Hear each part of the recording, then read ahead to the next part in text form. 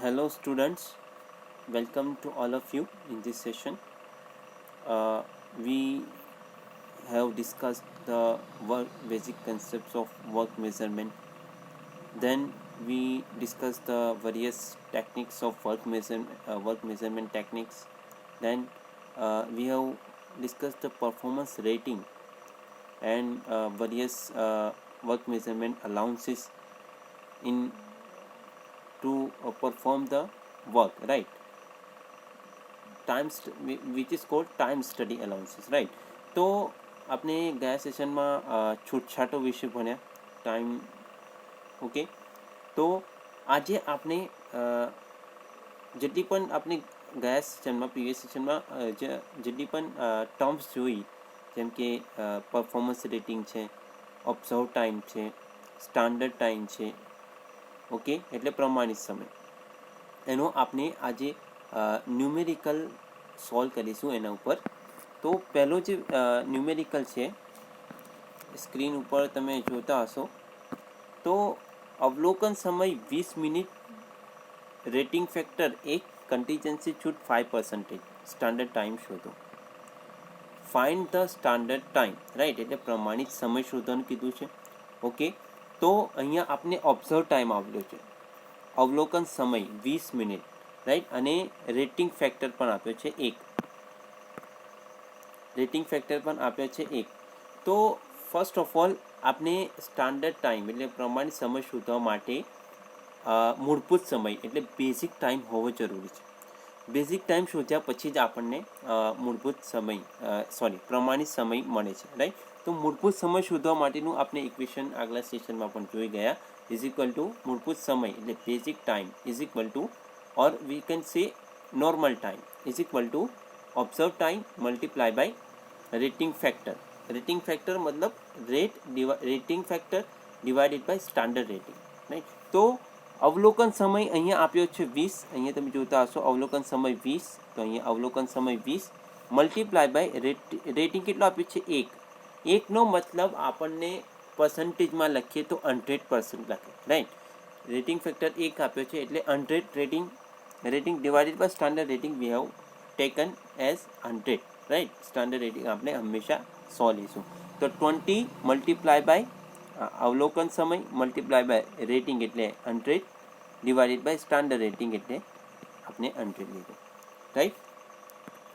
Is equal two આ બંનેનું multiplication કરશો કેલ્ક્યુલેશનમાં તો આવશે આ 100 cancel, is equal two 20 minutes. તો આપણને મૂળભૂત એટલે બેઝિક સમય મળ્યો, બેઝિક ટાઈમ મળ્યો 20 મિનિટ. હવે સ્ટાન્ડર્ડ ટાઈમ શોધવા માટે આપણે શું કરતા હતા, સ્ટાન્ડર્ડ ટાઈમ પણ આગળના સેશનમાં આપણે standard time is equal two એટલે પ્રમાણિત સમય ઇઝ ઇક્વલ ટુ મૂળભૂત સમય બેઝિક ટાઈમ પ્લસ અલાઉન્સીસ એટલે છૂટછાટો. તો મૂળભૂત સમય પ્લસ છૂટછાટ, રાઈટ. તો મૂળભૂત સમય કેટલો છે આપણે અહીંયા શોધ્યું, આપણે મૂળભૂત સમય છે 20 મિનિટ્સ, તો મૂળભૂત સમય 20 મિનિટ્સ પ્લસ છૂટછાટ એટલે આપણને કીધું છે કન્ટીજન્સી છૂટ, રાઈટ, 5%. તો 5% કોના, તો જે મૂળભૂત સમય લાગે છે એના 5% એ આપણને છૂટછાટ મળે છે. તો છૂટછાટ ઇઝ ઇક્વલ ટુ છૂટછાટ માટે 20, જે મૂળભૂત સમયના 5% એટલે 20 multiply by 5 divided by 100, right. કારણ કે આપણને 5% સ્ટાન્ડર્ડ છૂટ આપી છે, સ્ટાન્ડર્ડ ટાઈમ કન્ટીજન્સી છૂટ આપી છે. તો આપણને મૂળભૂત સમયના 5% લઈશું, તો 20 મલ્ટીપ્લાય બાય 5 ડિવાઇડેડ બાય 100, તો આ આવશે 20 પ્લસ 1. આ બંનેનો તમે કેલ્ક્યુલેશન કરશો એટલે 1 આવશે, રાઈટ. તો 20 plus 1 is equal two 21 minutes. તો સ્ટાન્ડર્ડ ટાઈમ આપણને 21 minutes. Then second example we discussed second example. તો એક કારીગર 0.16 મિનિટમાં કાર્ય પૂર્ણ કરે છે. એક વર્કર છે અને એક કામ સોંપવામાં આવે છે તે 0.16 મિનિટમાં પૂરું કરે છે. તેનું રેટિંગ 125% હોય તો તેનો બેઝિક ટાઈમ ગણો, રાઈટ. બેઝિક ટાઈમ એટલે મૂળભૂત સમય. તો basic time is equal to અવલોકિત સમય multiply by rating divided by standard rating. Already we have discuss.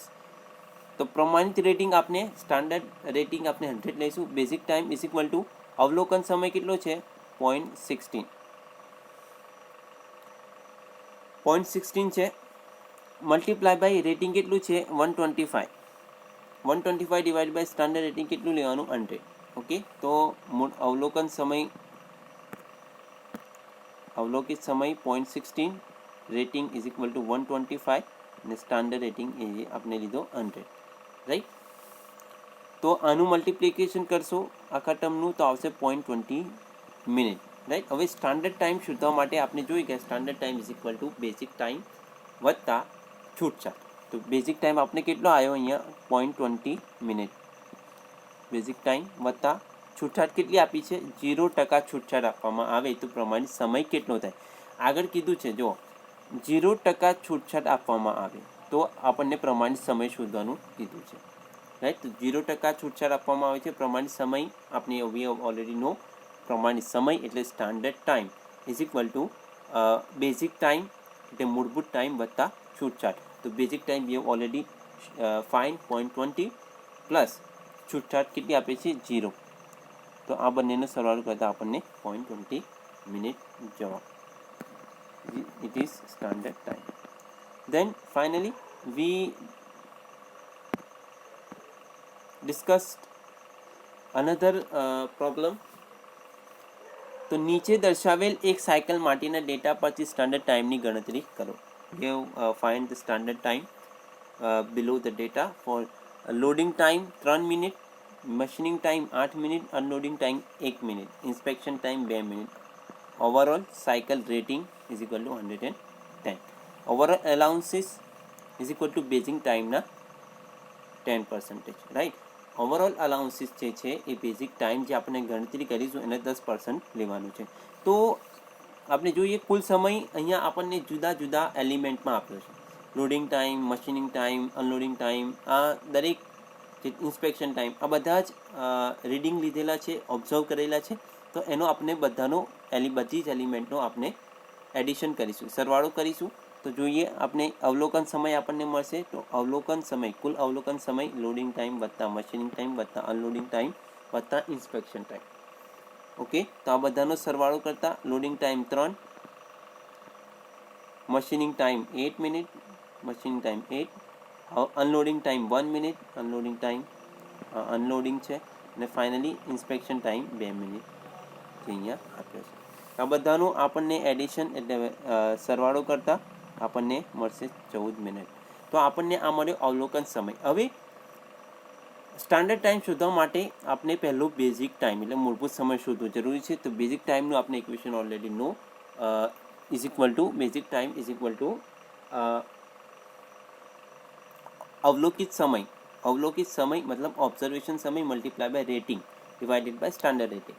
તો અવલોકિત સમય સ્ટાન્ડર્ડ રેટિંગ આપણે હંમેશા 100 લઈશું. હજી નીચેનું જે પદ છે એને આપણે સ્ટાન્ડર્ડ રેટિંગ હંમેશા 100 લઈશું. Basic time is equal to અવલોકિત સમય આપણને કેટલો આવ્યો 14 ગુણ્યા આપણને આપ્યું છે રેટિંગ આપણને આપ્યું છે 110. અને તમે જો overall cycle rating is equal to 110. તો we have put in this here basic time is equal to अवलोकित समय 14 multiplied by rating 110 divided by standard rating 100. So we have calculated this term which is 15.4 minute. Then standard time finally. तो standard time equation આપણને ખબર છે we have already know standard time is equal to મૂળભૂત સમય એટલે basic time વત્તા છૂટછાટો. તો basic time આપણને કેટલો આવ્યો 15.4 મિનિટ પ્લસ છૂટછાટ કેટલી છે જે આપણને બેઝિક ટાઈમ એટલે મૂળભૂત ટાઈમ જે મળ્યો એના 10%. તો એના 10% એટલે 15.4 આપણને આ મળ્યો બેઝિક ટાઈમ એના 10% એટલે ગુણ્યા 10/100. રાઈટ. એ અહીંયા લખ્યું છે 15.4 એ બેઝિક ટાઈમ છે એના 10%, એટલે મલ્ટીપ્લાય બાય 10 ડિવાઇડેડ બાય 100. તો આ બધા આખા ટર્મનું કેલ્ક્યુલેશન કરશો એ આવશે આપણને 16.94 મિનિટ. એ છે આન્સર, એ આપણને સ્ટાન્ડર્ડ ટાઈમ છે, રાઈટ. તો આ સેશનમાં આપણે how to calculate the standard time, basic time, એ આપણને આ સેશનમાં જોઈ ગયા. Thank you for your attention.